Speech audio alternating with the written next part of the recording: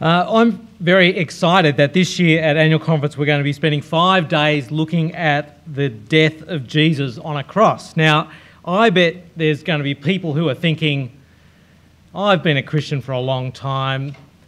The death of Jesus, that's central to sort of what we believe. I've heard talks on that so many times. Is there seriously anything new, anything particularly deep that I really won't have heard before if I come to Annual Conference? Well, just to whet your appetite, I've put together a little Ancon Pop Quiz just so you can benchmark your own understanding of this thing that you know so well, the death of Jesus. So, just sort of, you ready? Here comes the Ancon Pop Quiz. You ready? Now, I've got a warm-up question for you. Ready? This is the warm-up question. Ready? Here we go. Why did Jesus die?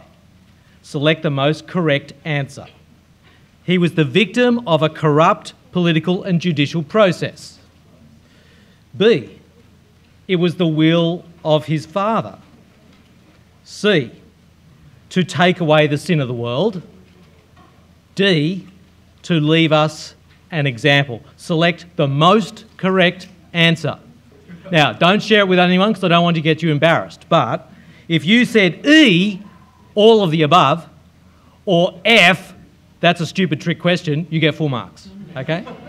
That's just to warm you up, to get you thinking. Here are my 7, because 7 being the perfect number. Here are my 7 questions for you. Ready? Here we go. First of all, John the Baptist says in John chapter 1, verse 29, "Look, the Lamb of God who takes away the sin of the world."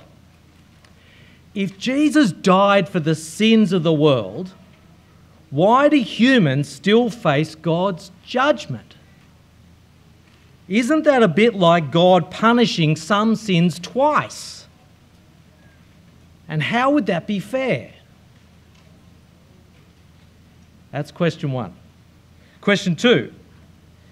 In Hebrews chapter 9, verse 22, we read, "Without the shedding of blood, there is no forgiveness of sins." Why is Christian atonement so bloody? Why does it always necessitate blood? Can you explain that? Well, a bit of a follow-up that, still on the idea of blood. Question 3.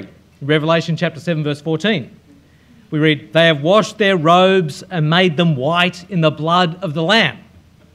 How can robes turn white when you wash them in blood? Bonus marks awarded for correct and appropriate chemical formula. Let's think about what was actually happening there on the cross. Question 4. Jesus cried out in a loud voice, my God, why have you forsaken me?" How can God the Father forsake God the Son? Explain with reference to the eternal Trinity of love. Pretty straightforward stuff, isn't it, really? I mean, this is just basic Sunday school sort of stuff. You know all the answers to these questions. Question 5, simple question. If Jesus is fully God, how can the immortal God die? If God is immortal, lives forever, how can God die on the cross? Question 6.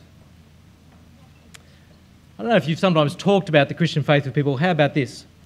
That God the Father punished his innocent Son so that the guilty humans can escape what they rightly deserve, that is intolerable and repugnant to any sense of justice. Discuss. Feel competent to sort of answer that response, to sort of give a response for why it's just for God the Father to punish his innocent Son Jesus and humans get off scot-free? Could you justify that?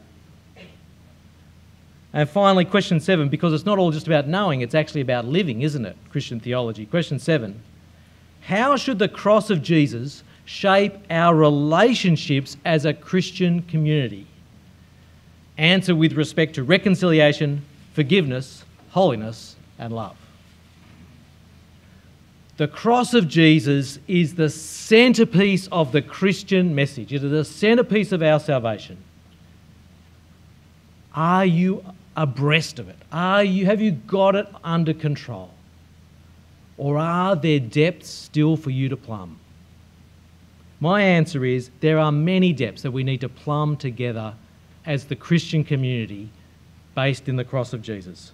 I really hope that you're going to make it a priority to come along for this 1 week of your break, to spend 5 days thinking deeply about the cross of Jesus and how it shapes all of our life together. I hope you can join us for that week.